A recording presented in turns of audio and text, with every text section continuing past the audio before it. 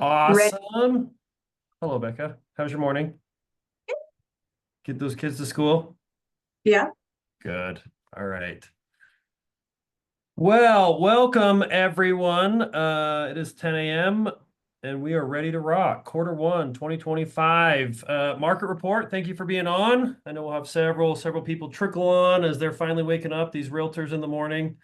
But thank you for being on. Becca, sometimes I have a goal that I want to go on a news and social media fast and just delete those apps for a moment in time. But just there's so much going on right now, it's hard to not pay attention, right? Definitely a chaotic time. I think every day there's some breaking news story on something going on with either just, the world or our economy or politics or whatever. So definitely chaotic time. So really important to pay attention to a lot of these numbers. So we're going to dive in. But before I go, I want to introduce my co-host here, one of my longtime good friends, Becca Summers, out of here in Utah County. She's a mom, she's a wife, super mega agent, closed a ton of deals. The last what decade have you been in the business? A decade almost? 12 years. 12 years. All right. And you're an investor, you own rental properties. You're also a leader and a partner just on the Mapleton KW Excellence office down there. And you've been to Disneyland 60 times, 70 times? At, at least. Yep. A ton. You have a goal to go every day of the year. Yep. In my lifetime. Good, good, good. Well, all right. Well, let's jump into it. We've got a lot of data to cover for sure, but just a couple quick announcements before we roll into some of the data. As always, Gordon, the man behind the screen, always putting many hours in preparation for this, preparing the reports. He's recording this, so like always, we share the PDF after this. It will be on kwutah.com. Click resources, top right, agent resources, and then in that folder, the quarterly market reports. Welcome to share this and put it in your listing presentations or buyer presentations. Print it off, mastermind it with other agents in the office. We spent a lot of time in preparation for this, but I still learn something new every time I look at these slides. So I know it's a lot of data. And as always, we also on our YouTube channel, kwutah.tv, we have the recording. And then just a couple quick class highlights coming up that I want to make sure that you're aware of. AI, artificial intelligence, has taken over the world, and no doubt we want our agents to be tooled with the super AI tools out there. Shoni Ivins, the CEO team leader out of the Orem office, as well as our state regional technology trainer, Kimber Walton, will be teaching an AI class basically every single month. The first one is this AI Marketing Advantage for Real Estate Agents. That's Friday, May 9th. 11 a.m. to 12:15, and the next one will be in June that they'll hit. But then also our super instructor Kimber will be doing the social media playbook on Wednesday, May 21st, 11 a.m. So just want to throw those out. But for sure, pay attention every month, the AI next topic of discussion and mastermind. So, Becca, I got back from an event from Tony Robbins. I'm in a Tony Robbins group a couple months ago, February. We went up to Whistler, Canada, had just a great economy discussion. And one of the things that stood out to me is not only do we have to pay attention to just the economy and the cycles we go through the economy, but there's really four major cycles that we go through just as a society. Number one is the typical economy. It usually runs on 10-year boom and bust cycles. The second one, is the geopolitical cycle. Sometimes that runs more on a 35-year cycle. We are knee deep in the middle of that, just with, the president in office, controlling Congress, Supreme Court, there's just not just who gets elected, but it's tax law, it's regulation, it is, strategy, it's global, it's trade, strategy. So just we are no doubt in the middle of a geopolitical shift. The next one is the generation cycles that we go through. When you dive into the generation, the big sectors of just baby boomers, you think about millennials, even Generation Alpha coming up the chain a little bit. That typically runs on like a 39, 40-year cycle, and we're knee deep in that. We continue to hear about 51% of the wealth in the economy is held by the baby boomer generation, that trillions and trillions of dollars is going to start to pass down the chain. Even just what they do specifically in housing, as nursing homes and retirement centers and stuff like that are starting to boom. But then you also have the 45-year innovation cycle. And I think now we are in probably one of the most pivotal, if not the most extreme innovation cycle that we'll ever go through when you talk about AI and robotics and just a lot of what the repercussions of that's going to be. So just those 4 cycles, it almost feels like they're all kind of coming to the now scenario. So definitely a chaotic roller coaster of an economy right now. Good to pay attention. But let's look forward just on some of the economic risks that we will face in 2025. I think unpredictable might not be the right word because it is more extreme than unpredictable. I think every day some sort of perspective changes on that. But you think about trade. I'd heard the word tariffs, but now I definitely have heard the word tariffs on a daily basis. Are they in? Are they out? What's going on with China's tariffs? You think about immigration policy, regulation, either more or less regulation, spending. Gary Keller and the team mastermind that he did a couple weeks ago, he was going over a little bit of data of just this year is a higher prediction of natural disasters, specifically the hurricane categories out east, as well as wildfires just out west. So those two will be more common, I think, than even the last several years, even though they felt extreme. And then you just think about international conflict. You got the Ukraine, Russia, you think about China. You think about even us dropping some bombs on the Houthis. You think about even India and Pakistan of the last couple of days. So just no doubt international conflict can weigh heavily on the economic risk coming down the pipeline. But then even trade policies. So let's just dive into this. These are a handful of slides that Gary covered the last couple market reports that he did. But you have to understand there's 2 types of tariffs. There's the targeted tariffs. There is, targeted tariffs is basically there's a schedule of goods which are taxed at a specific rate. That is the most common form of a tariff where they just pick one little sector of products or services. Blanket tariffs is just all goods from a country are taxed at the same rate. These are essentially unprecedented in U.S. history outside of full embargoes until of recent, right? Definitely that chart that President Trump threw up several weeks ago, definitely a bunch of blanket tariffs that will be coming into fruition. And then there's really 5 main reasons for tariffs. Revenue, the government looking for revenue or an additional source of revenue. Number 2 is protecting infant industries. So as industries kind of get off the ground inside of a country, protecting them from foreign influence, just to let them grow up a little bit more. But then also protecting established industries. One of the most high tariffed industries is the auto industry around the world, trying to pay attention to that, but that's a very established industry. You also think about national security when it comes to just technology and the chips and all that, but then also political leverage. It is definitely used as a negotiation tactic. So if you look at kind of the cycle that Gary covered on trade policy, basically the 8 steps is number 1, country A levies a tariff on foreign goods from a foreign country, country B. Imported goods from country B become more expensive in country A. The 3rd step is then country B retaliates with tariffs. Countries A's exports become more expensive in that country. So it's just bilateral, just tariffs out there that the products become more expensive. Number 5, importers, exporters, and consumers in both countries suffer. So it depends on who eats that. Could be the importer, could be the consumer, could be the wholesaler, could be the manufacturer in the country. And then number 6, overall trade falls. You're starting to see this now in China, starting to affect their manufacturing capacity. You've even started seeing pictures and videos of just entire factories being shut down. And it's not only just some of those manufacturing facilities shutting down, but it's the cost to start and stop those manufacturing facilities are in the millions typically. Number 7 is the economic downturn occurs. If those tariffs kind of stay in there for even a little bit, the economic downturn occurs. Number 8, then you move to calls for protectionism, and then you go on to just that cycle, right? So let's just look back a little bit on just sources of U.S. government revenue. One of the motivations is to increase some federal government revenue from the tariffs. Customs duties is really that tariff category. So back in the 1800s, it was a significant portion of the federal government's revenue.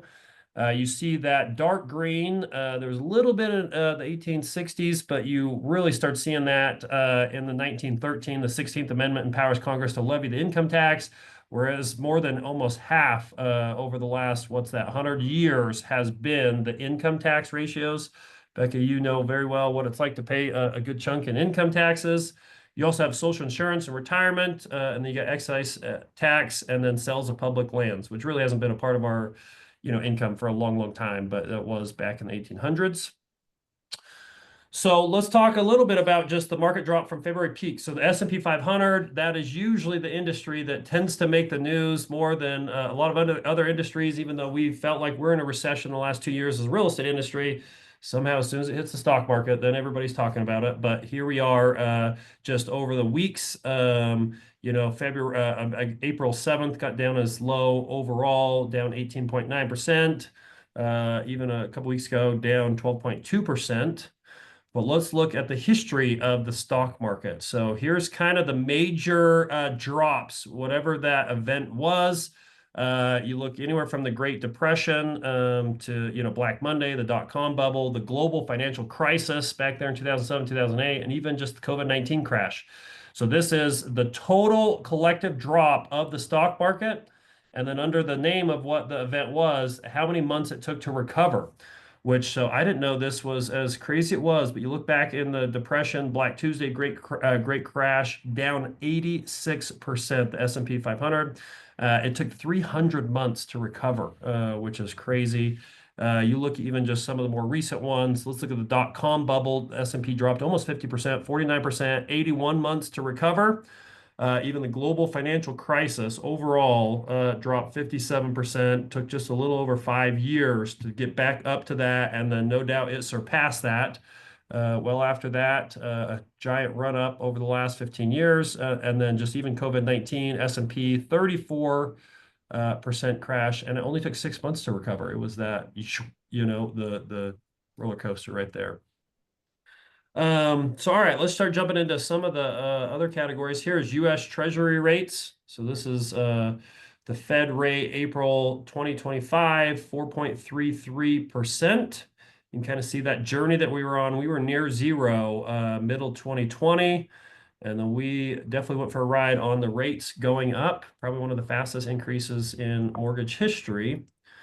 And then just a couple other slides before we jump into the 5 main categories that we'll have some discussion on. But some of the questions in advance of this that I got from a bunch of you was, how will the tariffs potentially affect home prices or the construction of home prices?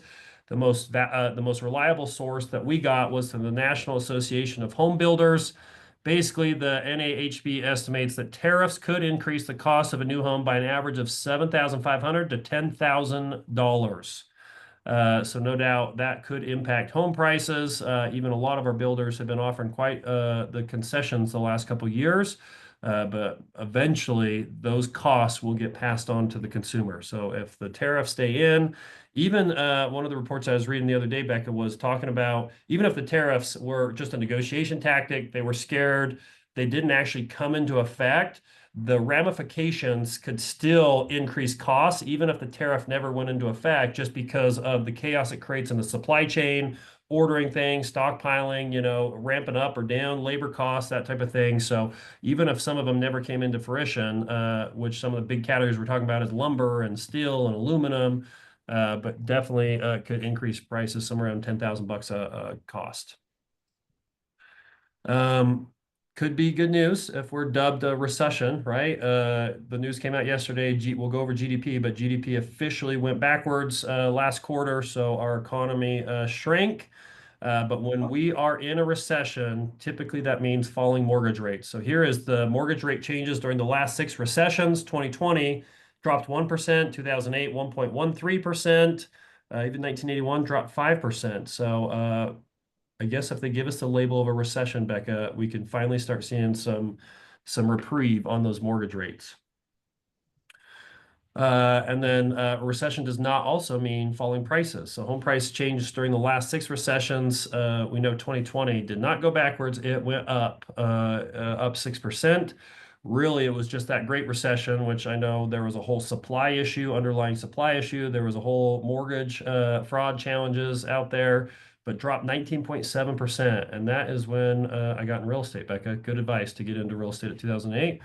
2001, 6.6%, 91 down 1.9%. And again, with our supply issues that we'll cover a lot of these slides, it's hard for me to just wrap my head around how could we see prices go backwards, but doesn't mean that it's not possible. UAR versus NAR. This was one that was surprising to me, Becca. Just down in the country, National Association of Realtors, 1.5 million realtors out there in the country. And then even Utah, UAR, Utah Association of Realtors, we followed that same drop, but we have been trickling up. So officially year to date right now, 19,192 realtors on their lapel pins around the state. Okay, here is sides per agent that we like to monitor. So NAR 23-year average is 8.48 sides per agent. You see that purple dotted line right there. You can see UAR 23-year average is 6.14 sides per agent. We have paced a little underneath the nation, maybe a little higher realtor population here in Utah. But if you look at NAR sides per agent and the big bar graph, and then UAR really is what we want to track right now, is that orange line sitting at 4.4 sides per agent. And the saving grace as that's dropped is our prices stayed stable and even has gone up the last, several years. So really we tend to focus on volume on that, which is here's total market volume. So me and Becca will officially be navigating through all the main categories. And we'll start with market volume. So right now, 2024, $2.19 trillion of volume out there in 2024, which was slightly up from 23. So even though we had a drop in units, still it was our second best historical volume real estate year in the history of the stat being tracked. Johnny, real quick, can you do a quick piece on what sides per agent means? Yep. Sides per agent basically is all the closed units out there. When you close a house, you got the buy side, you got the sell side. All the realtors, basically that number divided by the number of realtors gives you the average sides per agent. So out of all the closings of the country, or even just in the state, the average realtor that was licensed was 4.4 sides per agent. We know the top 20% of agents tend to do 80% of the production. So no doubt the top 20% probably was way over that number. The bottom 80% of our industry tends to be a lot lower than that number. But that's a good one to track, as well as average volume per agent out there. But again, total market volume, we're projected 2025 to be surpass last year and be the third highest volume year ever. Which is why I think agent count stays as high as it is, because you can sell fewer and still make a good income to justify your license. Yeah, totally agree. Like you look at the Great Recession, we dropped 140,000 agents from 2007 to 2008 because units dropped like we have seen the last 2 years, but the price drop is what really negatively affected the volume, which then negatively affected the commission, right? This is interesting, but I think it made sense to me as people are staying in their homes longer, the last, basically, 15 years-ish. So the median seller tenure from 2009 to 2024 was 9.2 years. Before that Great Recession, 1985, 2008, the tenure was 6 years. So why do you think people are staying longer? We know at least the rates, people being locked into a great rate, they've kind of stayed in there the last 2 years. But any other thoughts on why people are staying longer the last 15 years, Becca? I think some of it is just the cost to sell, because it's taking, especially the last 3 years, it's taking basically 5 years to get to break even. So we saw it drop in 21 because people had the ability to buy and sell quickly. Like I was having conversations with people who had owned for less than 2 years, and I had to talk about taxes with them, which was not a conversation I'd had in the last decade. But that's gone now. And now it's, well, you're break even if you sell now. So maybe hold on to it longer. Yeah, and I think as sellers continue to sit on the great rates with living in such a high rate environment, we're probably going to see this number go up. If you take actually 25's numbers into this, who knows? We might even start inching above the double digits. So here's just total snapshot of the Utah real estate market, all the main categories that we track, new listings. If you just look at year to date, the first 3 months of this year compared to the first 3 months of last year, we're up 16%. So you're seeing more listings come on this first quarter. We've definitely felt that at our brokerages here at KW. Pending sales, even though more listings are going on, less have gone under contract the first quarter. So that is for sure affecting the month's supply of inventory and just the homes on the market and how long they're sitting on the market. But even closed sales almost flatlined, but still down a little bit, down 1.6% on closed sales. Days on market, which includes under contract period, it's up 9.5%. So days on market, there was a time frame a couple years ago where we weren't even doing seller updates because things were selling so fast, but no doubt every Friday, every Monday, whatever your cadence is, giving us thorough seller update to your listings. Median sales price, again, just that shortage of inventory still trickled up our median sales price up 2% at 500,000 officially around the state. Percent of original list price is pretty much flatlined right there. Housing affordability, pretty much flatlined, even though prices went up just a little bit. We saw just a little bit of mortgage rate reprieve, so kind of balanced out. Inventory of homes for sale up 25.8%. So if you're just looking at all active listings, just the total inventory of homes for sale continues to climb. In Utah, we're up 20% on the month supply of inventory. So if no more homes got listed, how many months would it take to sell all those homes sitting on the market? At our closing ratio, it'd be 3.6 months of supply, which is up 20% where we were first quarter last year. So, and for reference on the last slide, 15,000 units in the whole state of Utah is similar to 2025 or 2015. So it's not insane. Like, we're not talking the volume we had in 2008 to 2013 of active inventory. It just feels like a lot compared to the last 5 years. So don't panic too much.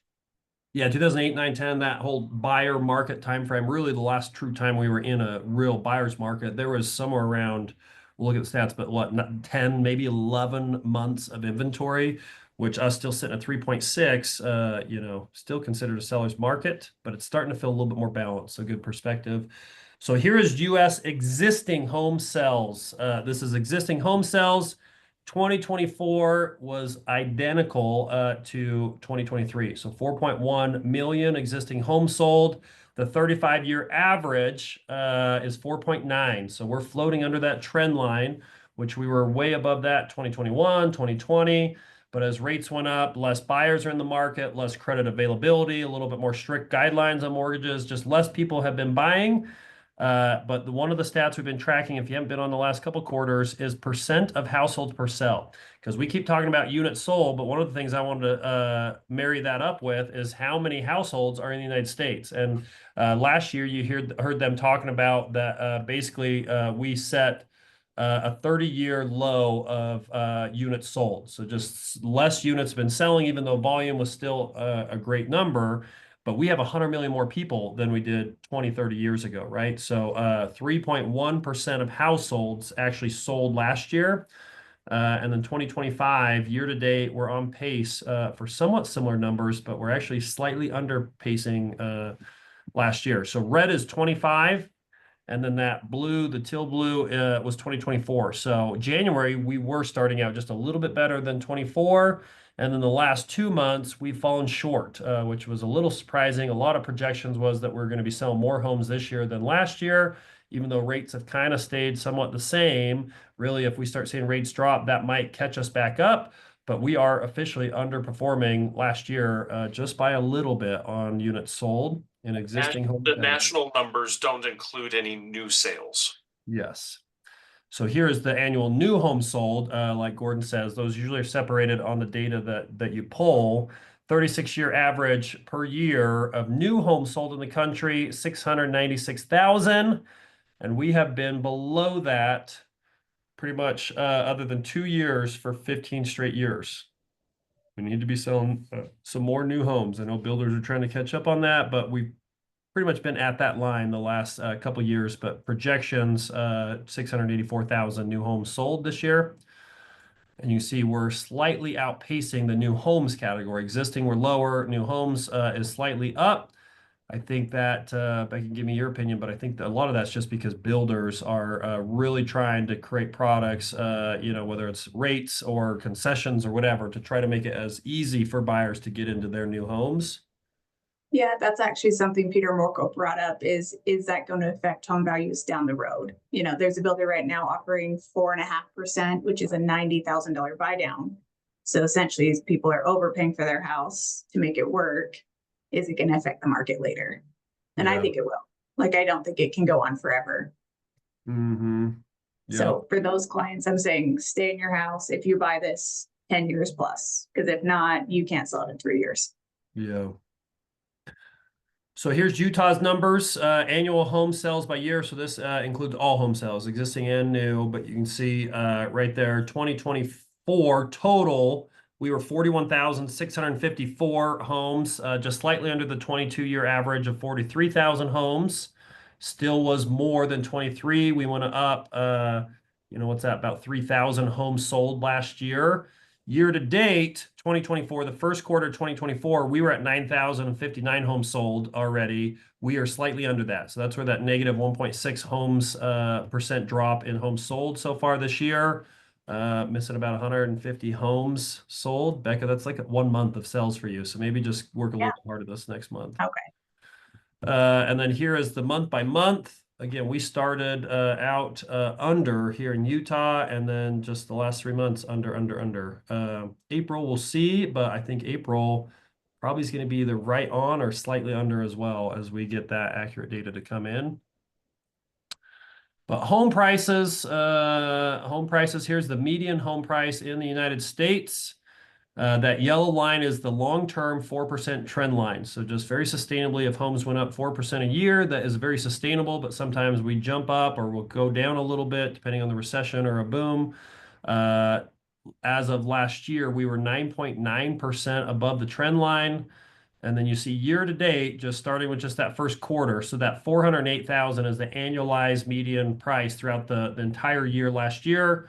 2025 is basically just the first quarter. So we have seen a slight drop in the country just with those couple first winter months. But then you see a month by month. So you see January and February drop below that 400 at 397, 398, but pop back up at March at 404. So that's why that average was a little bit lower than last year. And then you see the U.S. median home payment with the yellow line being our interest rate, the average interest rate there. So the median home purchase price with a median mortgage rate, what is the principal interest with a 20% down payment? Right there, we've gone backwards a little bit, which is great. A little bit more affordability, but $2,073 is the median home payment out there in the United States. And then here's Utah, pretty much flatline. So 24, we ended at 500. If you remember, from 22 to 23, we went slightly down just because we saw so much aggressive appreciation for 7 years before that. But right now, we're kind of sitting right there flatlined, pretty much. But still, if you threw on that same 4% trend line, we tend to start out way lower than the country. And we not only got up to the country's median, we have passed that the last decade. So if you use that same trend line, it shows that we're significantly under that trend line. I mean, over that trend line, but it's just kind of where the starting point affects that. But here's month by month, 501,000 median home price in Utah. February is 505 and then 500. And for those looking at this is counting all of the market. This is single family homes, townhome condos. So if you want to break it even more granular and get into single family homes, it's going to be higher than 500,000. Yeah. There's still a lot of condos and townhomes selling for sure that affect that number. Median home payment here in Utah, sitting right there last month, $2,575 median home payment. Principal and interest 20% down, median price here in Utah. And then let's compare that Utah to the United States. You see Utah, we were early 2000s. We were under the national average on the median home price. We kind of trailed them for a long time, and then something happened. 2016, 17, we just started separate from them as our Utah economy just boomed, and just that positive net migration and a lot of the businesses and economy, just a lot of positive things have happened. But that's why you also saw 22 to 23, you saw that price drop, but we've kind of been hovering around that 500 the last, 15, 16 months. So let's talk about home prices in a historical perspective. So here is a lot of just the major economic events that have happened over the last, 60, 70 years. Look at even the housing bubble right there, September 2005. That was overall a 14.5% appreciation. The Great Recession dropped, and then February 2009 dropped 12%. You saw that pandemic housing boom and high inflation, which definitely us printing trillions of dollars affected that, and a lot of other asset classes, but up 21.35%. It was a great time to own real estate back then. And then Fed raising rates. We just saw a slight depreciation there, 0.43. And even Fed's lowering rates just a little bit. October 24 kind of had a little bit of appreciation from there. So a few swings we've seen, but here's annual appreciation. 24 in the United States, we saw home prices across the country on average go up 4.5%.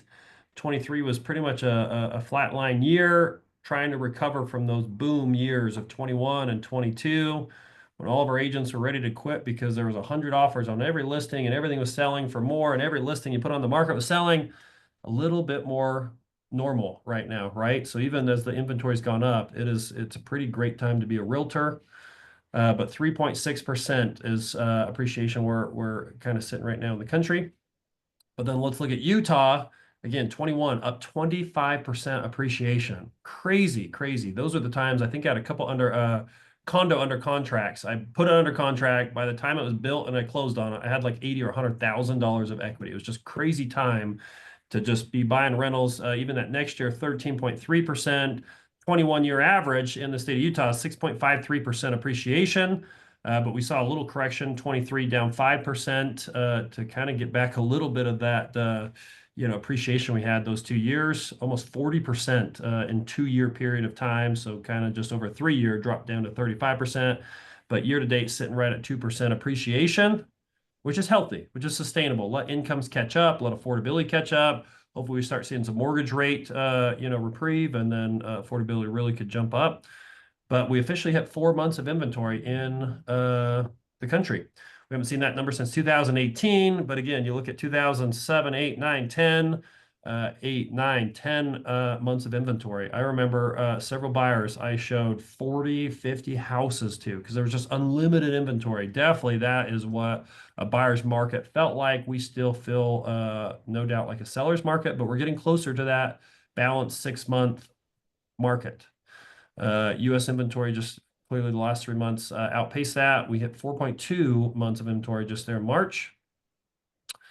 And let's look at U.S. pending home sales. So this is under contract, but above pretty much that 100, that dash yellow line is the index at 100. If it's above that, we're expanding. If we're below that, it still kind of feels like we're shrinking. But the last 3 years been in the 70s, which is what that unit drop, we felt that. But hopefully we start seeing that pending home sales index go up. But right now we're sitting down 3.14%.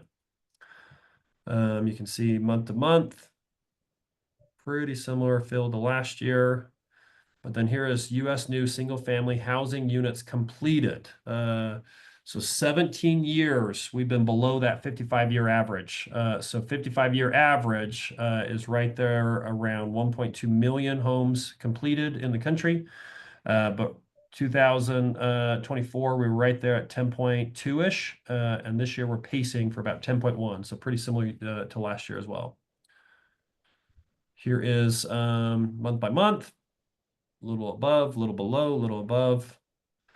And let's talk about Utah. So we saw some of this data even recently, but 24 to 2030, the Governor's Economic Development Committee, a lot of the data, the Ivory Gardner Institute polls, here is the new units needed. Utah County, 44,000 by 2030. Salt Lake County, 42,000. Washington, 22,000. Even some of the data we saw that added, to 2034, kind of over the next 9-10 years-ish, it's more like 70,000, 80,000 homes needed in Utah County, and then another 70-ish thousand in Salt Lake County. Or Daggett County needs to go negative by 4, so start some house fires, I guess. Yes, yes. There is 4 too many homes in there, okay?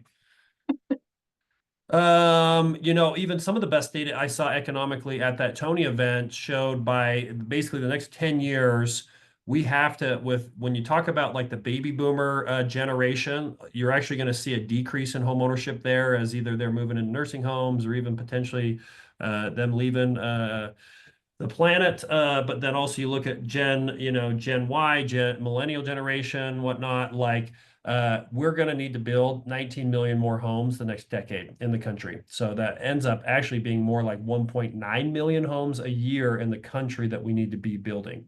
So not only are we growing as a population, but also the immigration, the positive net migration is just creating a housing demand. One of the stats that we dove into, which just shocked me, Becca, I know we've talked about this, but they dove into the housing supply in China. And the most conservative estimates show that there's 1.5 billion with a B, vacant homes that have never lived in China. Crazy, crazy. They are drastically different scenario than us, way oversupplied there, as high estimates as 3 billion oversupplied. Like their building industry just went crazy.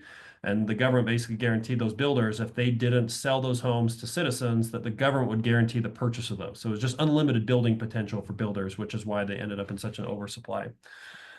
But here is U.S. showing index. A higher number means an average home receives more buyer visits in a given month. All index values are scales relative to the initial index of 100. So you kind of see a little bit of the seasonality in here.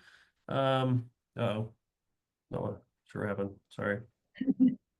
Right there, 136 on the index scale, but year over year percent change.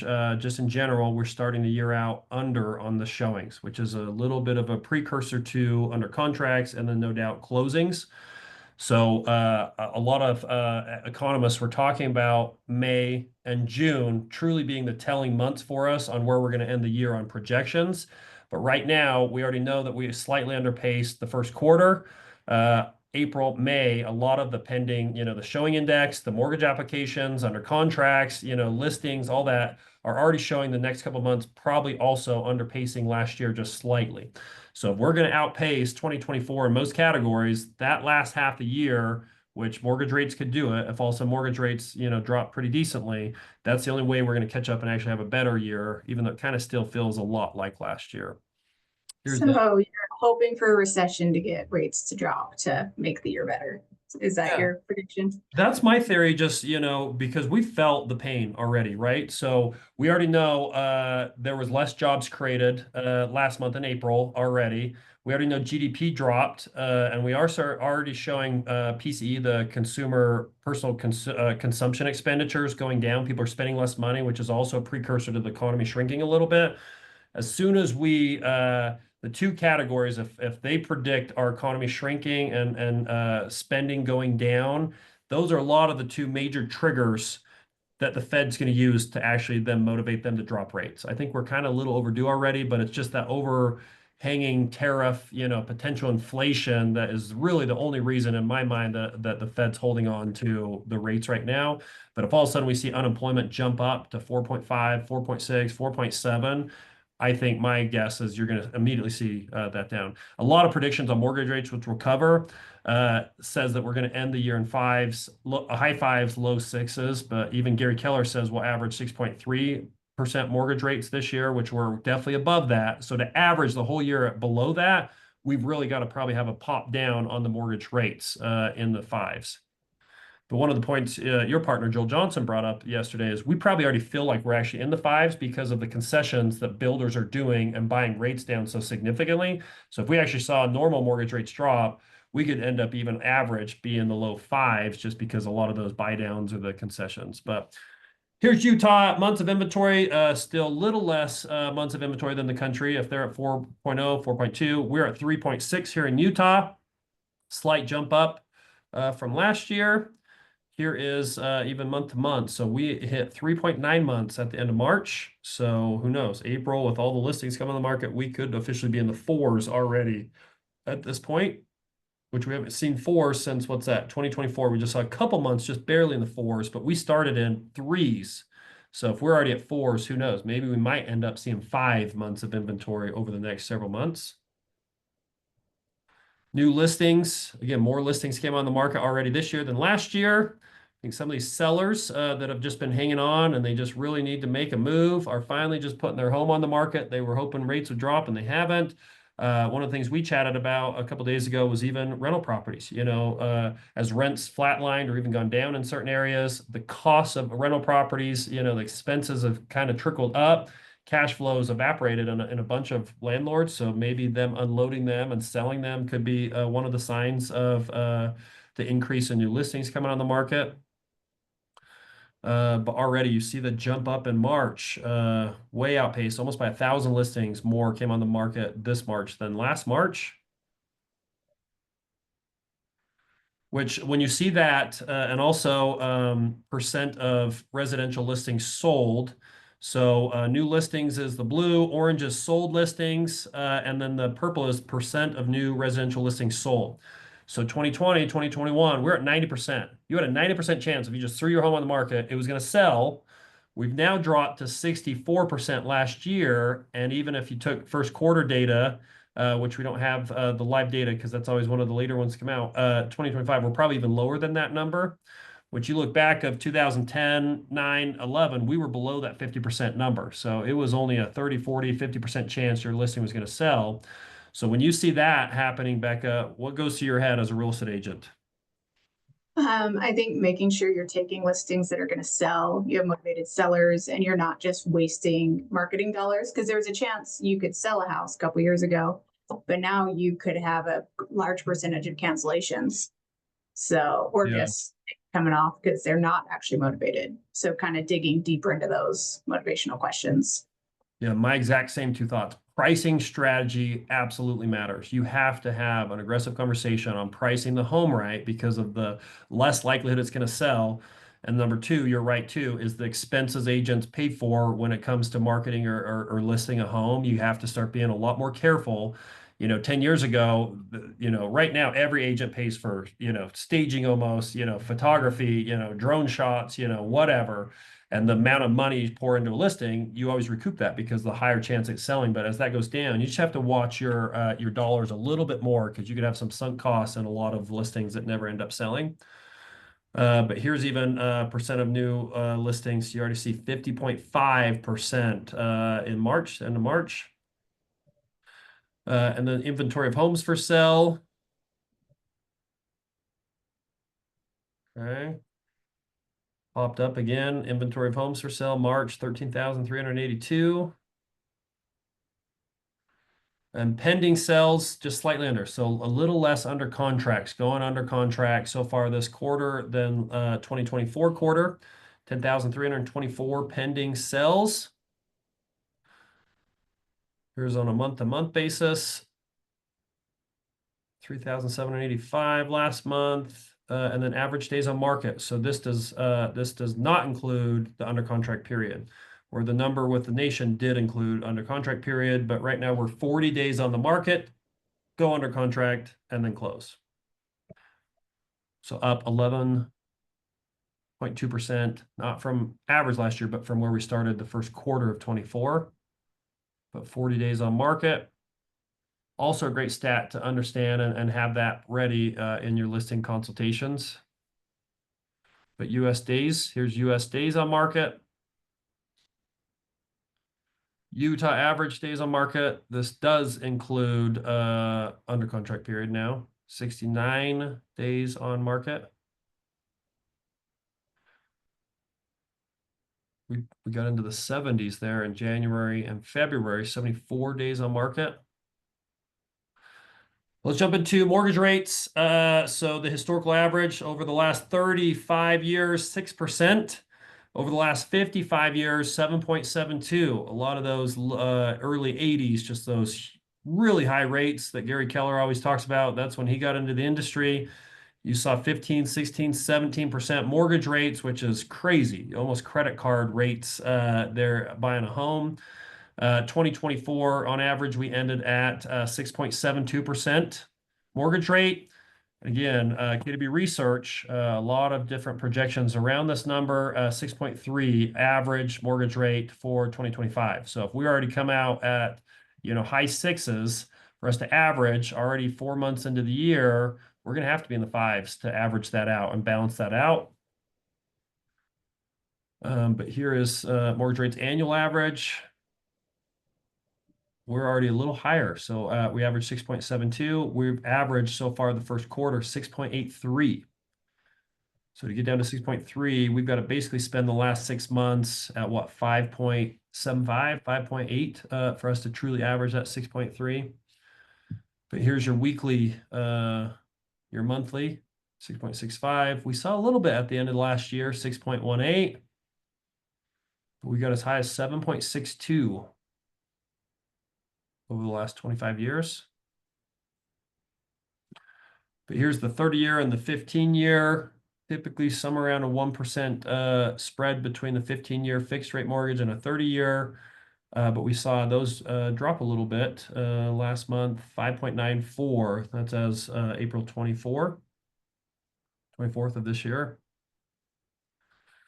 Well, let's talk about just the existing mortgages. This is still, you know, kind of blows me away, but 74% of mortgages have rates of 5% or less. But it's got a little worse. So we've started seeing a little bit more higher mortgages as we've had more purchases, even refinances, kind of taking out some of those threes. But we have 22% of all nationwide mortgages are under 3%. What's your owner-occupied rate, Becca? So that's the exact one. My owner occupied 6.25, but I have investments at 3%. Okay.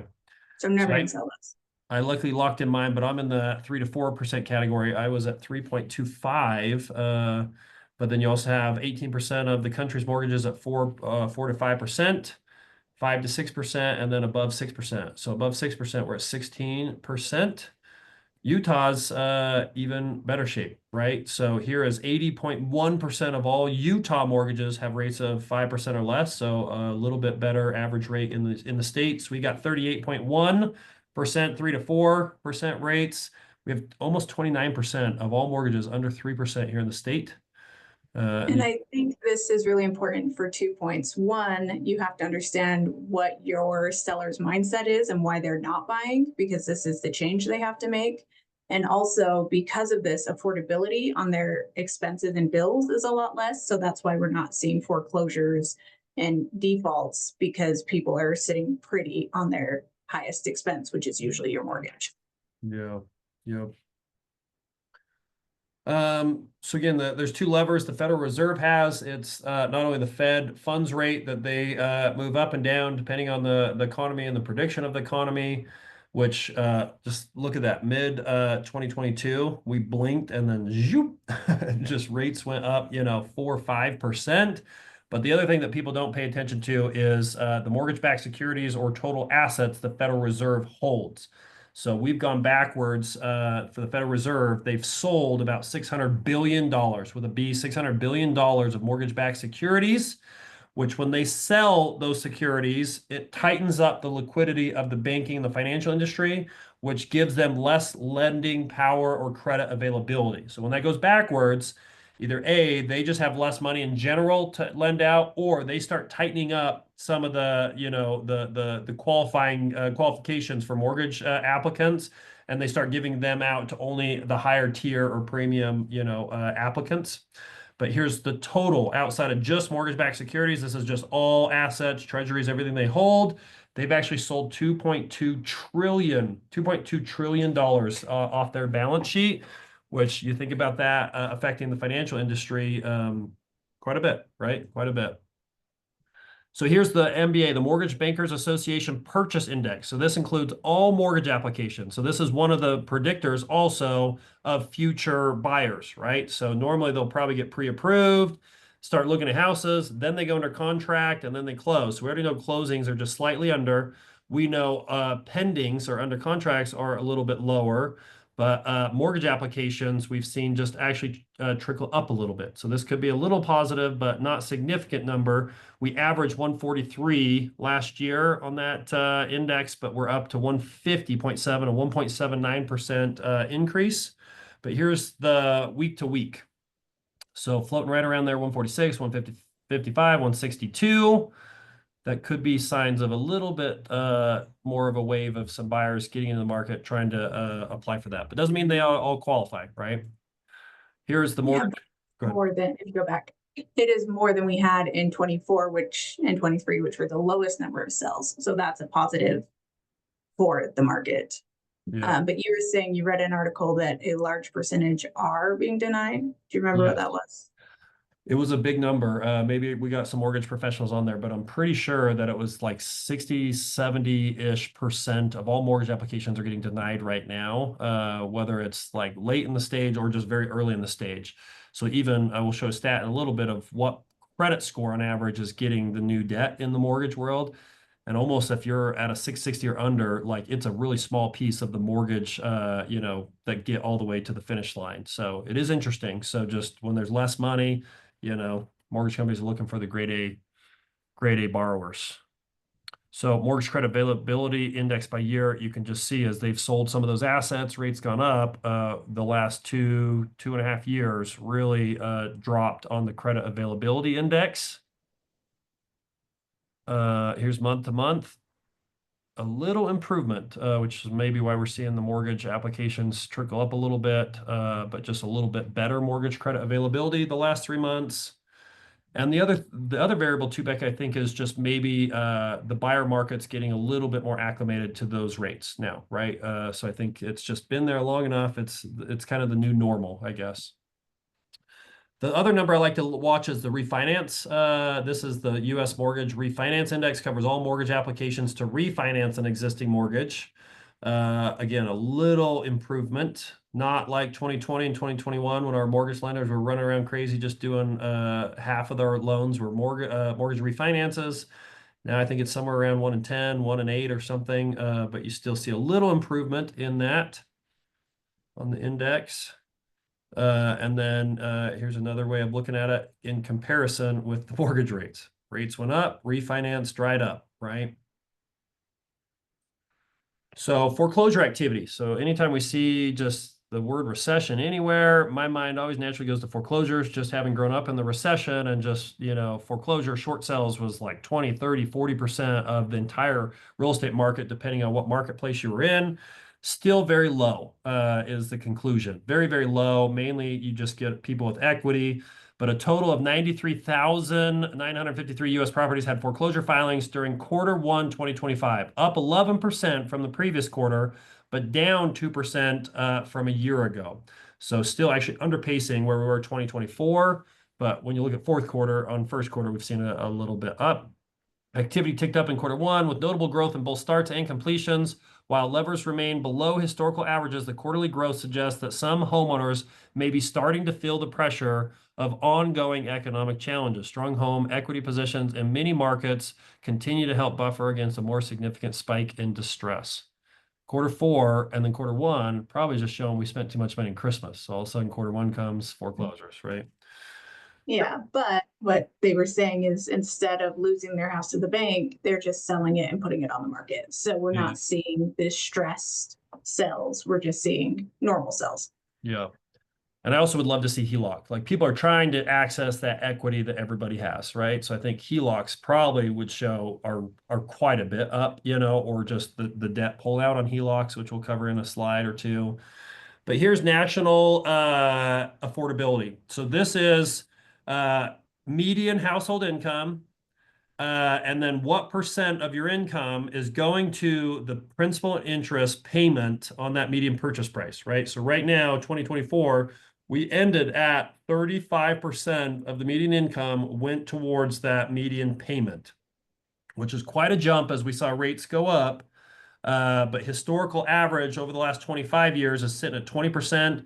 And then, over the last 55-ish years, average is 27%. So that pop in mortgage rates is 35%. So this is under a new mortgage. So all the people that are still just with their low rate is still probably down there in the 2020 levels, still under on that affordability, but definitely a doubling in 4 years of affordability on a percent of your income going to the payment is significant, which I know is being felt out there in the buyer market.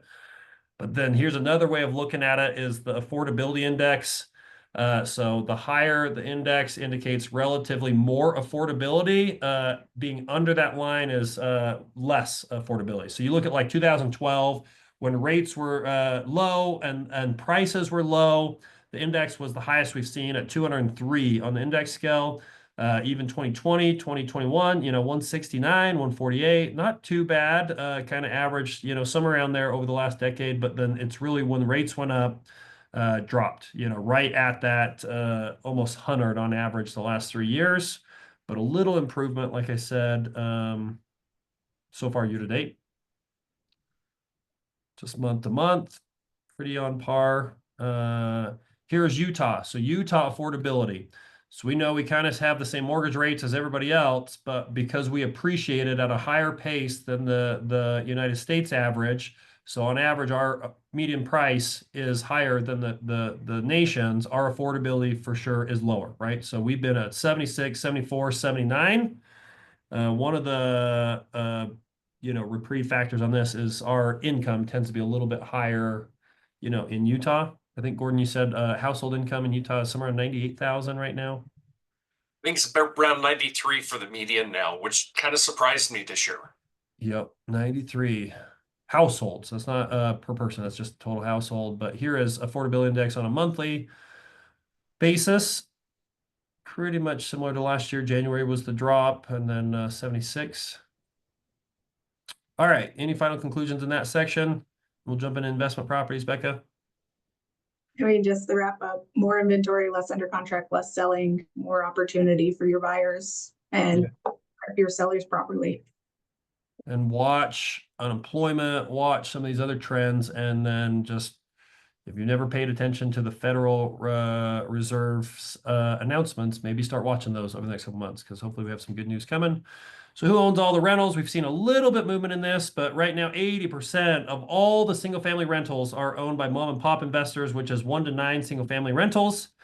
That blue section is the regional investors. So those are investors or groups that own 10 to 99 single family rentals. That's at 14%. And then the smaller national investors or the institutional investors, 3 and 3%. So again, when you see these headlines that the institutional investors own all the rentals, like, it's still a very small piece of our market. There has been short time frames that they went on a buying freeze, and in a month or quarter, it was a higher percentage of the sales that quarter. But overall, who owns them? Still pretty low. It's the mom and pops investors that own 80% of those. And then rental data is one of the hardest for us to get the most accurate rental data, but here is one for the HUD, Federal Housing Assistance Programs, the Department of HUD. Here is basically the dictated rent that they set for the different counties based on bedrooms, 1, 2, 3, 4, or studios. Like you can see, Salt Lake County, the HUD set Federal Housing Assistant rent, $2,670. So typically they're usually a year or two behind on rental rates. So we know rental rates actually are pacing above these in most of these counties. But one of the predictable ones that we can get, the Salt Lake City average rent. So you can see 2025 year to date, average 4-bed rent, $3,183, even though the HUD set their housing assistant programs at $2,670. We're way outpacing that in the 4-bedroom. The 3-bedroom, surprisingly, is pretty accurate. The 2-bedroom, 1-bedroom, even studios. Studios actually a little bit higher on that. So go for a 3-bed instead of a 4-bed. Here's the housing profile. In Utah, the rental housing crisis is primarily caused by a severe shortage of homes affordable and available to renters with the lowest incomes, and the gap between low incomes and the high cost of housing.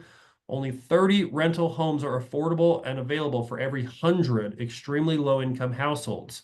Utah needs to make 48,000 more homes affordable for extremely low-income households by expanding access to rental assistance and building deeply affordable rental homes. We know this is a problem, Becca. Yeah, I was going to say an opportunity in this space is helping your clients buy homes with ADUs or adding ADUs, because you can make them affordable housing and you can have no vacancy whatsoever, which we're going to cover in a second. But great opportunity to help fix that problem. And then Rye asked real quick how the investor ownership percentages is gathered. Gordon, do you know the answer to that one? Where this is gathered from?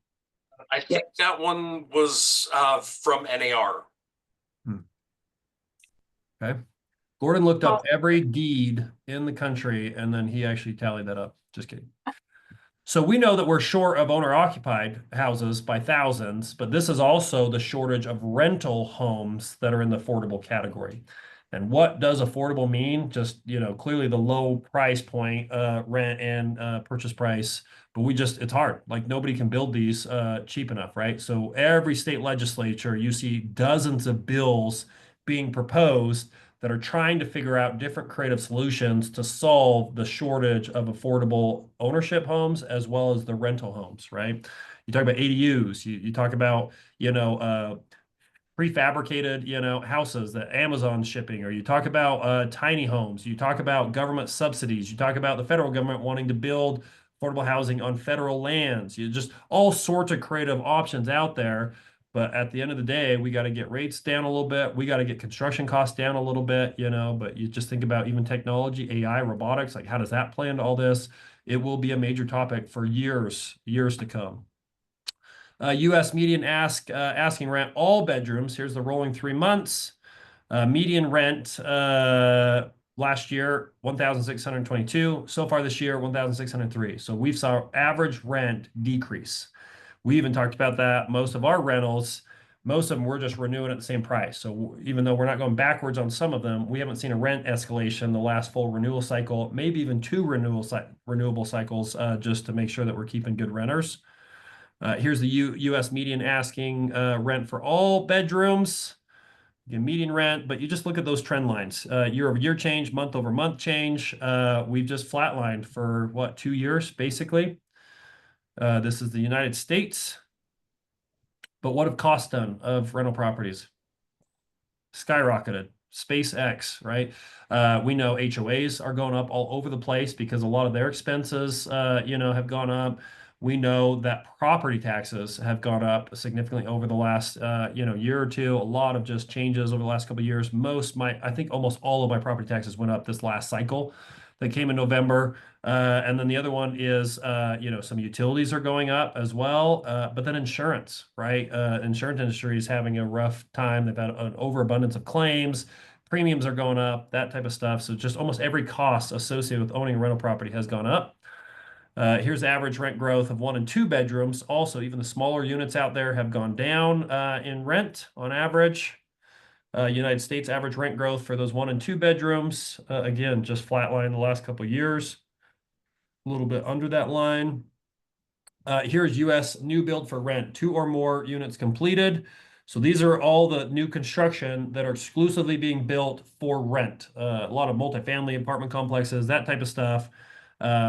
Surprisingly, last year was a pop, right? We saw more inventory coming on. Me and you theorized because 2020, 2021 was such a bonkers time. Multifamily was being, moving so quickly. Stuff was being acquired for very high purchase prices. So you just saw the start. Even some of the multifamily that we've worked on, you're at least a year, maybe a year and a half before you even touch the dirt, just in planning and platting and designing and architecture. But even once it's all fully approved and you go vertical on it, minimum 1 year, if not 2 years for some of these multifamilies. So you could have a 3-year cycle of that, which some of those started, and we just tend to have finished a lot of them.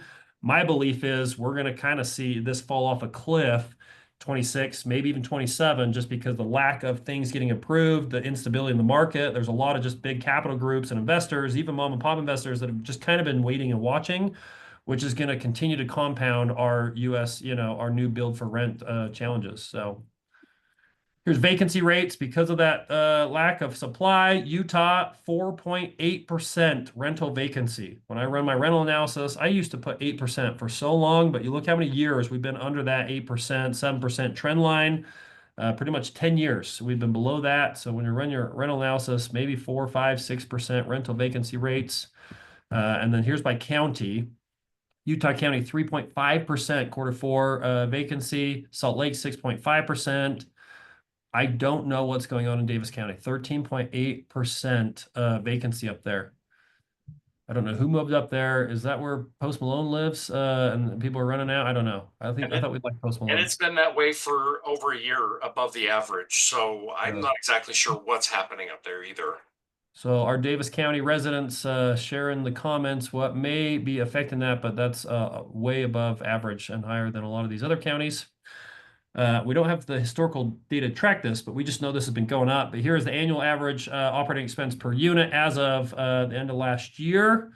So this is not your mortgage payment. This is all the other expenses associated with these counties operating a rental. So Utah County, $6,000 on average a year for rental. Summit County, 9,600, and then Salt Lake County, 11,000 average operating expense per unit. Is that counting the vacancy? Yeah, because basically Salt Lake's almost a month vacant, so that's a coverage or no? Because it doesn't affect rental, I mean, the mortgage rate, so your mortgage payments outside of that. So I don't think that's an actual expense. I think it's like true actual expense, taxes, Oh. insurance, HOA, utilities, that type of stuff, repairs. The actual, Management. yep. All right, let's jump into the U.S. economy real quick. GDP, gross domestic product, the total accumulation of all products and services in the United States government.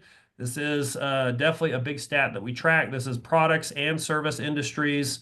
2024, we saw our GDP grow 2.8%. So far, the first quarter, we grew as an economy 1.7%.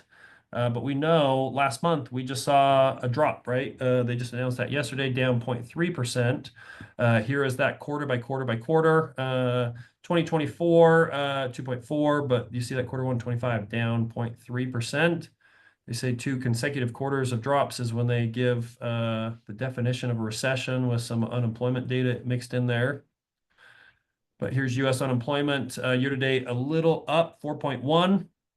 I think we created as an economy last month, Gordon, in April was like 69,000 jobs, which is way under what the estimates they thought was, which is where you're going to probably see even March, April, May, unemployment go up. So really the 34-year average getting up to that 5.8%. A lot of the economists say that we'll end the year somewhere averaging 4.5, maybe 4.6. And I know that's just 0.1 to 0.5 or 0.6. Seems small, but we're talking hundreds of thousands of people unemployed for every 0.1% movement. And those are people who are actively looking to be employed. This isn't the chronically unemployed. Yep. U.S. unemployment monthly, you saw even it trickle up to 4.2. But here's job openings. So job openings, the yellow. So this is the active job openings in the millions, 7.57. And then unemployed people, 7.1. So there's still a lot of jobs available out there. You look at like January 2009, 2010, 14.6 million unemployed people, and there was only 2.23 million. So that gap was really what was also scary. So even when you see unemployment go up, they also watch that job openings, which is a predictor of maybe future unemployment.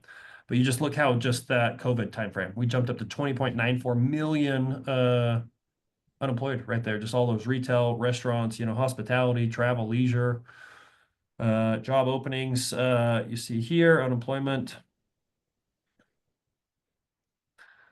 Census regions. This just kind of drills into job quits and job openings, the change in percent from March 24 to March 25 in the different. And for the past year, those numbers were negative, so people weren't job hopping. So whenever you see a positive, people are feeling more comfortable about changing jobs. So in the Midwest and West, things are more positive here. So job openings have decreased across the board. So the companies looking for employees, but that was a surprising number that we talked about, is up 9.9% in job quits. So even though job openings down, for some reason, the Midwest, they're still increasing, quitting their jobs. So this is what you're alluding to a little bit, Becca, but here is U3 unemployment is kind of what we already covered, but then U6 includes underemployed, marginally attached, and discouraged workers. So kind of even just another little sector that they include in the U6 unemployment, which puts us at 7.8%. Could be people that want more hours, could be people that are, marginally attached and then discouraged workers. Real unemployment, here's the month-to-month basis. Overall, still, the chaos in the market, I think that's one of our saving graces in economy is our unemployment has been very low. It's still a very healthy job market. Here's the annual labor force participation rate of all underemployed workers divided against the civilian population. So basically, United States, the labor force participation is 62%. Utah, Also because we have, I think, a little lower average age in Utah, but we're at 68.4% of our participation in the labor force. Here's even by age group, 25 to 54 is at 83.5%, whereas 55 and older, 38%. So over 55, we still have 38% of that sector in the workforce. And then real wages year over year change. So this is not only the increase in wages, but when it's real wages, it's also inflation adjusted. So even if inflation's going up and you're getting a raise, we still actually are moving forward on the real wage increase. Even though 2021 and 2022, there was actual income raises on average, but because inflation was so high, it didn't feel like you were making any more money because everything was just more expensive. So the last 2 years, we've made some progress on that, which will help affordability. And then here's the average, the real average hourly earnings month over month. So up the last 2 months, little backwards, but traditionally that wintertime you see a little bit go backwards. Weekly payroll wage index just going up a little bit, right? Let's just talk about inflation. Some of these add other categories. Here's your inflation.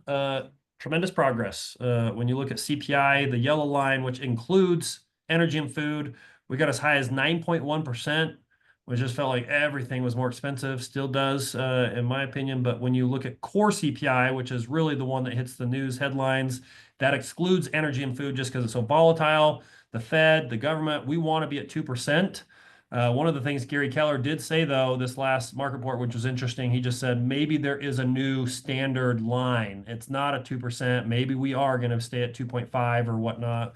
But either way, we are at 2.4 at the end of March, and then 2.8 on the core CPI. Here are some of the projections. 2025.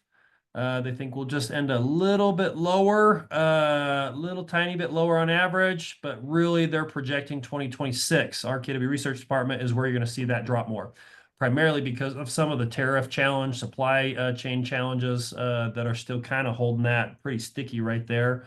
But 2026, you'll start seeing that move a lot more down is what we think. And then here is the selected categories, which is the consumer price index changes. You saw interest rates go down a little bit. Real median home payments gone up a little bit, real rent growth, median price, but some of the bigger categories you've seen, natural gas has gone up, rent growth, food just is so expensive, let alone DoorDash fees. You throw DoorDash fees in there, sheesh. Well, you can finance your DoorDash now, so it's okay. Low payments. Yeah. We are really good at creating debt products here in the United States. Producer price index. So here's a little peer into Gordon's former career as a purchasing manager. Some of the predicting categories of what might happen with inflation or consumer spending. Well, and the one thing that kind of skews this is people have imported so much over the last 3 months to avoid those. So these numbers, because they're ordering in such large quantities, they're skewed. And we're not going to see what really happens for the next 6 months. So you heard of like right before the first China tariff was supposed to hit, you saw Apple hit the news where they loaded up 5, super cargo commercial planes just with iPhones, like what was it, billions and billions and billions of dollars to get it out of the country before that deadline hit. So you're saying that even some of these increases might have just been some of the inventory being pre-purchased. The decreases because they were purchasing them in such quantity. Okay. Makes sense. And this is your PCE. This is personal consumption expenditures. This is us spending our dough on whatever we want. So Q1 was still a 1.8% increase in personal consumption expenditures. But even as of just the last day or two, Gordon, we saw this drop pretty significantly, right? What was the final even April number? 1.8. 1.8. Okay. Which is a predictor of the economy shrinking, the lower that might go. So here's market-based personal consumption expenditures. This is excluding food and energy. Fed inflation target right there. This tends to be a predictor of inflation. Yeah, and this is the Fed's favorite tool to see if they're making progress. I still think that number's a little skewed. We'll have to see over the next 6 months how how much it really is. Because Yeah. they go back and they revise these numbers. So if you go back to the previous reports I put out, Mhm. these numbers change. Yes. Which you told me yesterday when I asked you about that, because they're always revising the data as more data comes in to get more accurate. You said Utah, for the most part, we actually tend to put out data when you go back and revise it, previous quarters, we actually had a little bit more conservative outlook on our numbers. So you've actually revised them, and a lot of those categories got a little bit better. But when you're Yeah. talking about the federal government, you're going back and revising them, and they're actually usually more negative than when they first released them. Right. And if you go back and look at previous recessions, they, when they finally report that we've been in a recession, those numbers have been revised down, sometimes up to a year. I think the last recession, they were a year behind in revising down. Mhm. Interesting. Huh.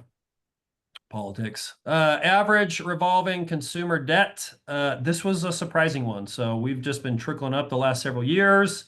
1.3 trillion, 1.382 trillion last year. Slightly better. So we actually went down. So we've clearly paid off a little bit of the consumer debt. Here is total federal debt. This is painful, right? So $36 trillion is what we ended the year at. You look at even just how fast this grew. So you look at even just 2010, we were at 13 trillion of federal debt. And in 15 years, we added $20 trillion of debt. We're now officially paying over $1 trillion a year just in interest on our debt. And again, tariffs are making the news. But even that Tony Robbins event I went to, the debt and the amount that we're paying on our debt is the ticking time bomb. Like that is a major, major issue for us. Even though tariffs is what's making the news. And then you look at total average public debt as a percent of GDP. There's something about that 120%, which is like really where the pain comes in for countries. You can't get above that 120%, or you start seeing catastrophic challenges in the government. But look at just 2019. 2019 to 2020, we added 20% of our GDP basically in debt. And we were floating for almost a decade before that. But then you even look at the last Great Recession, we went from 60 to 80. So it's like almost like the last two major economic events, we just tried to print our way out of it and added 20% debt. Before that, we were sitting only at 55%. So just even in a young person's lifetime, we have, over doubled our percent of GDP debt. Personal savings rate. So this is basically our savings rate of our disposable income. 3.8%. 3.8%. You saw as soon as we hit COVID, even a lot of that stimulus money, one of the things we found out, people weren't immediately spending that. They were just saving it just because of some of the panic and fear out there in the market.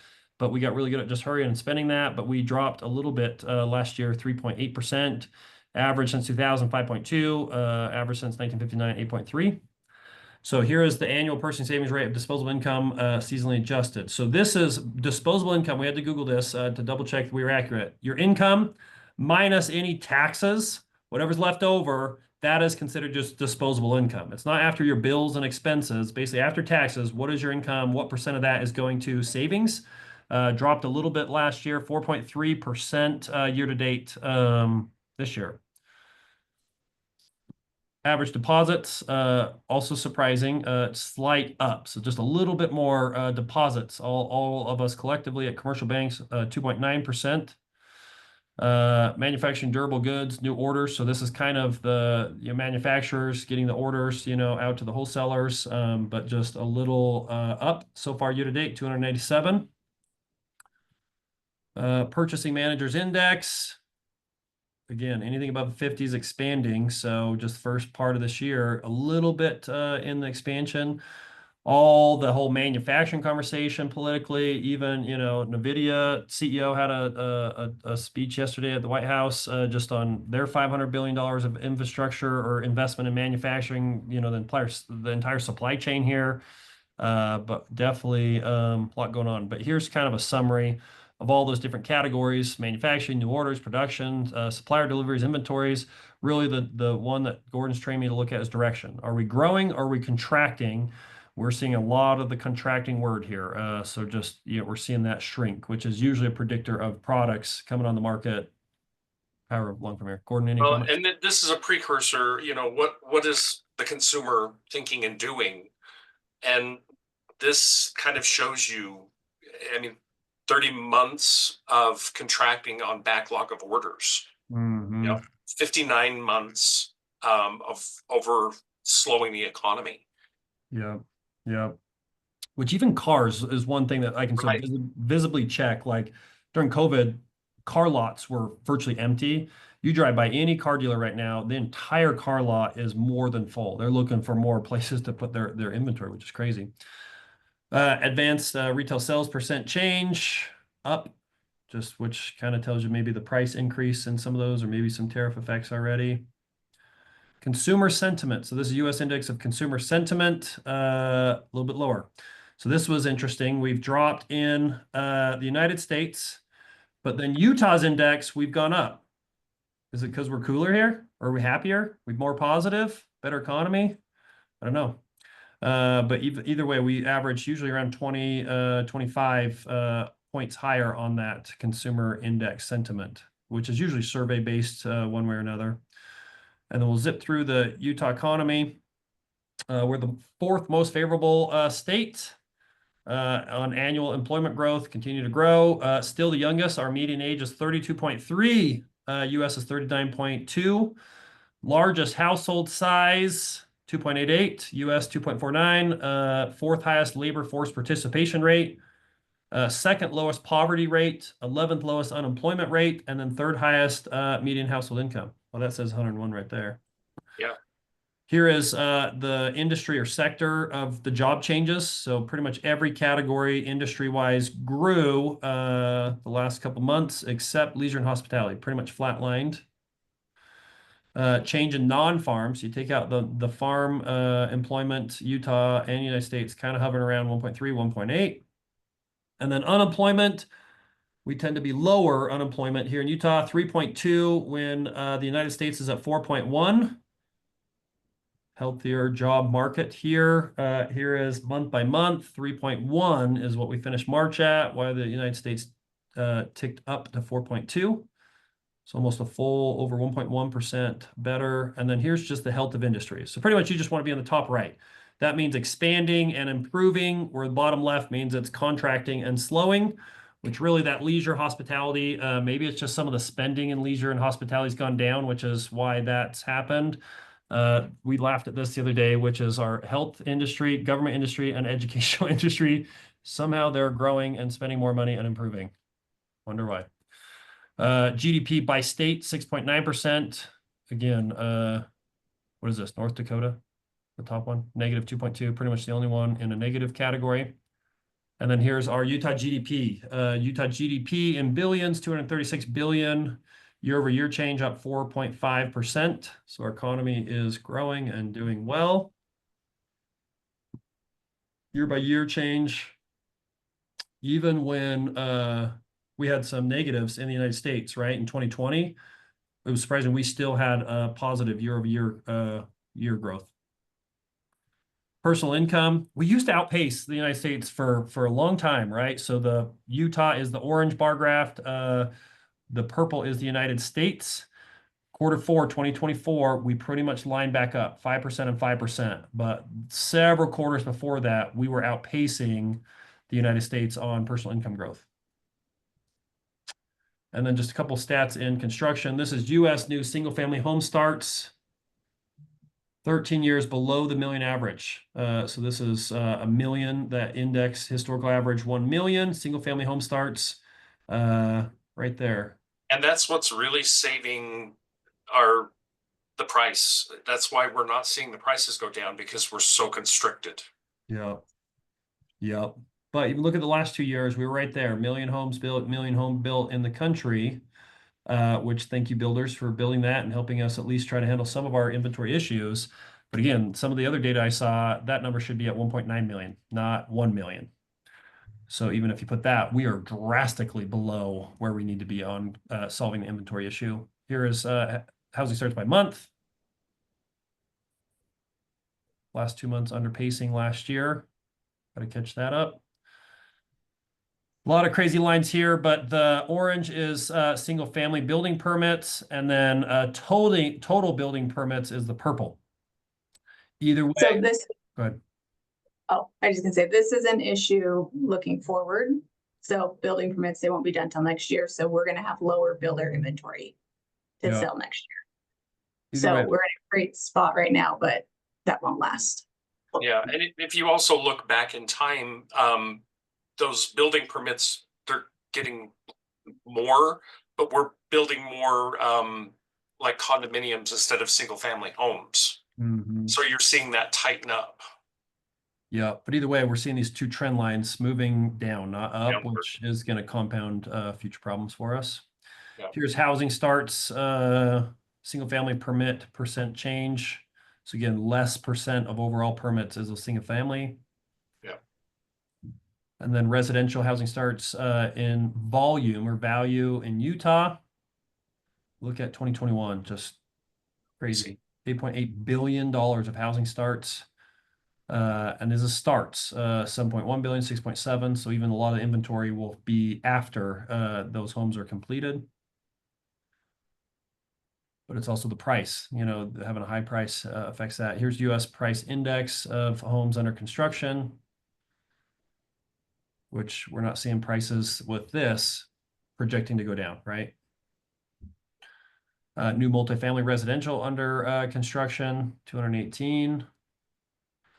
Builder confidence. This is kind of zigzagged a little bit, especially when you look at the month over month. So here's the monthly builder confidence. So this is basically just the index off builder confidence in the future and then building. We've gone up and down a little bit, but April we finished at 40. But you look at like 2020, 2021. Becca, who were the 10% that was not happy about building in 2020?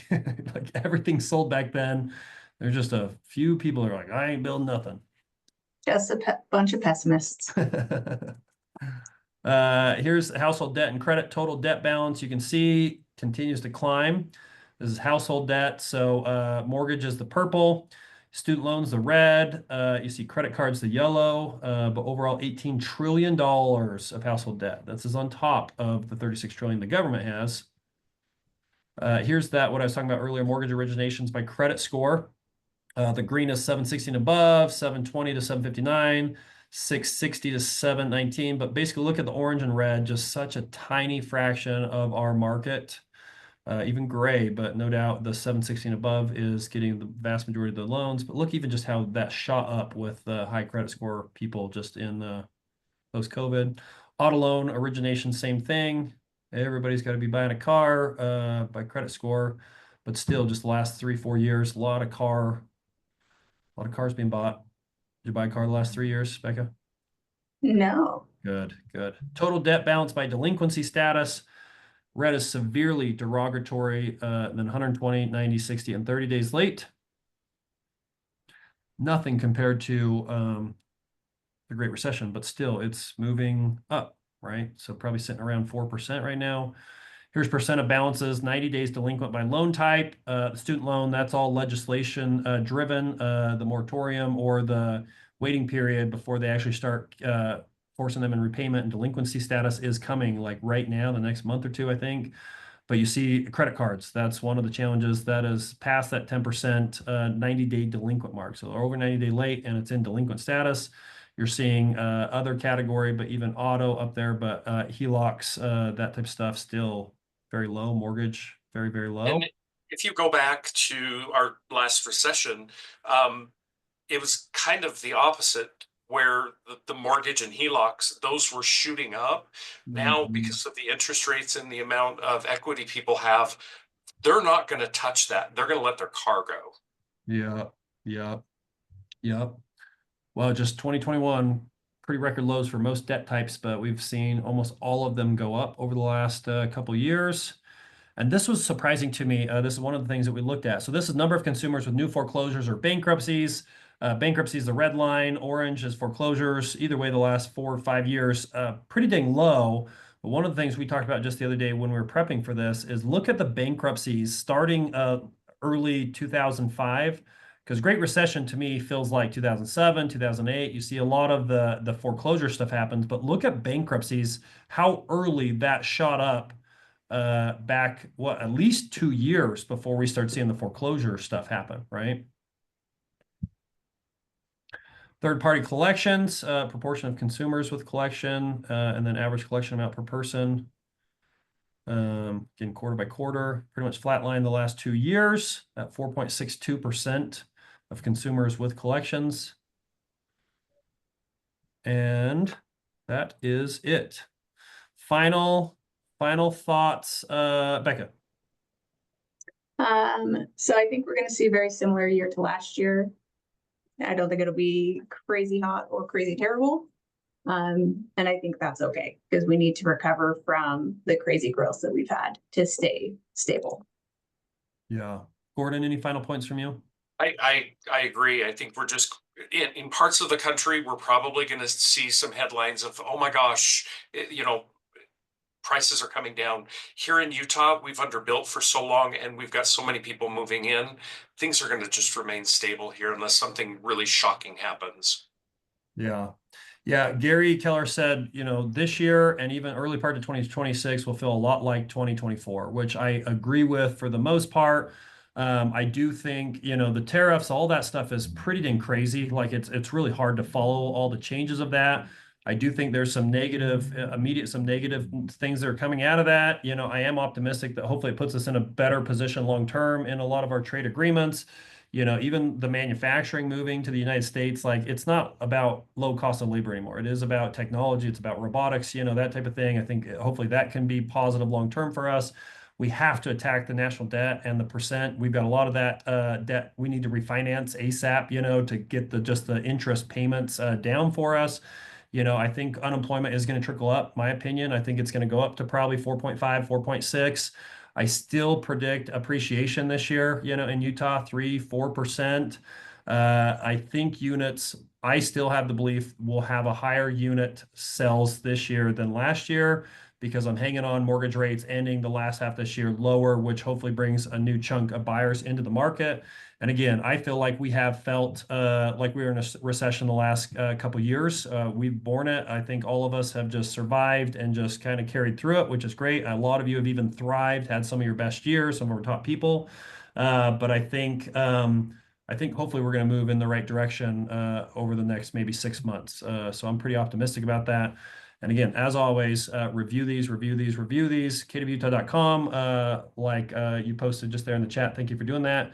Also, kdofutah.tv is where we will have the recording of it. So thank you for being on. You guys are rock stars for hanging in there. Thank you, Becca, so much. You are always on here. You are a genius when it comes to the real estate market. So thank you for sharing some of your wisdom.